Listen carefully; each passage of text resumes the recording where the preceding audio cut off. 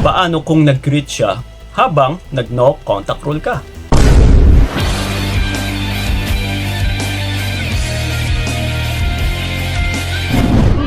Actually, magandang tanong ito, no?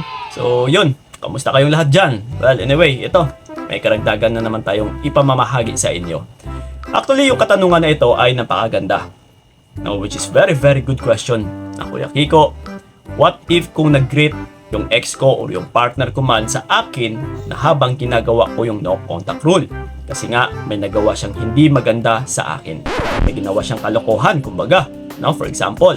So ngayon, nagkataon na ito na nga. Kasi itong nakaraan, syempre, no, kagaya na lang ng Pasko, New Year, or nagkataon din na birthday mo. So, or birthday niya man, no? So, ano ngayon ang gagawin natin, Kuya Kiko? Babatiin ko ba siya? Or what if kung siya din mismo ang magbabati sa akin? Magbabati ah. Ano ba? Kung babatiin ka, no? Hindi yung magbabati. So, paano ngayon? What if kung binati ka ng lalaki o ng partner mo? Anong gagawin natin? Well, sa pamagat pa lang, no? No contact rule na nga ni. No? Oh my God. Ibig sabihin, pag sinabing no contact rule, no contact na, syempre. Kahit babati pa siya sa'yo, kahit magpaparamdam pa siya sa'yo, kahit anong okasyon pa yan, kahit kaarawan mo, Pasko, New Year, or kahit birthday niya man utol, no, kahit ano pang pinakamahalagang araw na nangyari sa buhay mo o sa buhay niya man, still, huwag na huwag kang magpatinag. Mas dito natin pinapakita na seryosong-seryoso ka talaga. Kasi, actually, pinost ko ito sa aking FB page eh. And, marami nga akong nababasa doon na samot-saring komento na iba-iba yung opinion ng tao. Yung iba nga is sumasagot na wala naman sigurong problema. No, kasi babati lang naman. No, which is, sa totoo lang magkakaproblema ka talaga. Kasi habang ginagawa mo yung no contact, mawawalan po ito ng essence. Mawawalan po ito ng bisa kapag nagbati ka. Ibig sabihin, ginagawa kasi natin yung no contact para takutin siya na kaya mong ipakita na mawala siya. Na kaya mong mabuhay kahit wala siya.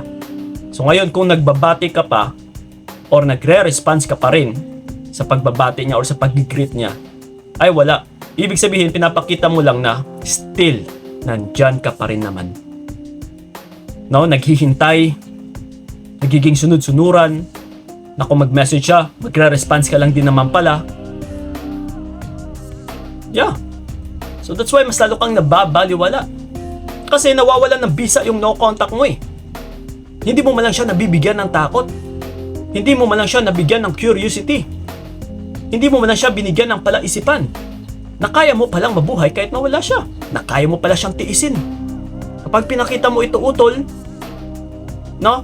Hindi sa ibig sabihin na hindi mo siya mahal, kundi kaya mong tanggalin yung pagmamahal mo kapag ginagago ka.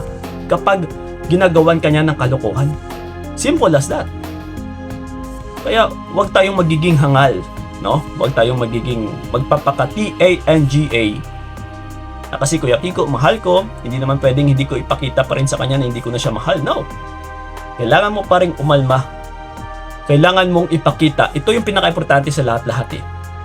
Na kapag ginagago ka, kailangan ay marunong kang magpakita sa kanya na kaya mong tanggalin yung pagmamahal mo kapag ginaganito ka. No? Nagpapakita ito ng respeto mo sa iyong sarili. Yeah.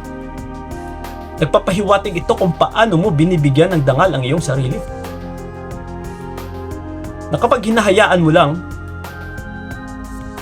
no, kapag mini-message ka ng partner mo and still responsive ka pa din, nagre-reply ka pa din, wala, next time, wag mo na lang gawin yung no contact rule kasi wala eh. Wala nang saysay, wala nang silbi. Kasi basang-basa ka na ng partner mo na nandiyan ka rin naman. Oh no! Nandiyan ka pa rin, naghihintay sa kanya, nagiging responsive pa rin sa kanya. Na hindi mo pa rin naman siya natitiis. So yun na po ang papasok sa isipan nun. Kumbaga pa, magre-register na po yan sa kanyang isipan, sa kanyang utak. So ngayon, kung kahit gawin pa natin or gawin mo pa yung no contact rule, mawawalan at saka mawawalan na po yun ng bisa. Mas lalo ka lang mahihirapan. Yung ikaw, ginawa ko na yung no contact rule, pero bakit wala malang? No? Parang wala lang sa partner ko. Parang hindi malang tumalab. Yung pala, nakailang beses ka nang gumawa ng no contact rule, pero ikaw lang din pala yung nagbe-break. Ikaw lang din pala yung nagwawasak. Ikaw lang din pala yung bumibigay. Kaya ang nangyayari ay basang-basa ka na ng partner mo. Wala nang silbi yung no contact mong utol. So that's why, no, kapag binabati kayo or kapag ginigreet ng mga partner ninyo sa kahit anumang occasions, kapag ginawa mo yung no contact rule, kailangan nyo na pong panindigan yung rule na ito. That's why tinatawag nating no contact rule dahil yun po ang rule niya na kailangan nating panindigan, panghahawakan na kung bakit natin ito ginagawa. Sa pamamagitan ng ipakita na hindi tayo takot na mawala siya. Ginawan ka niya ng kabalastugan ng kalokohan niya. So yun ang po ang pinapahiwatig natin dito. Okay? So bago ka magbati ng Happy New Year, Merry Christmas, Mama Chup Chup, mag-isip-isip ka My ng utol. God. Okay? So yun ang po ang ibig sabihin nun. Kaya sa mga ginigreet dyan or sa mga gusto pang magbati, maghunos dili ka muna kung ayaw mong mawalan ng respeto yung partner mo sa iyo. Okay? So yun ang po mga utol, sana'y nakatulong yung video na ito. Maraming salamat. So ingat kayo. God bless and babu! Ayoko nang maulit pa lahat ng sakit na binigay mo't karamdaman.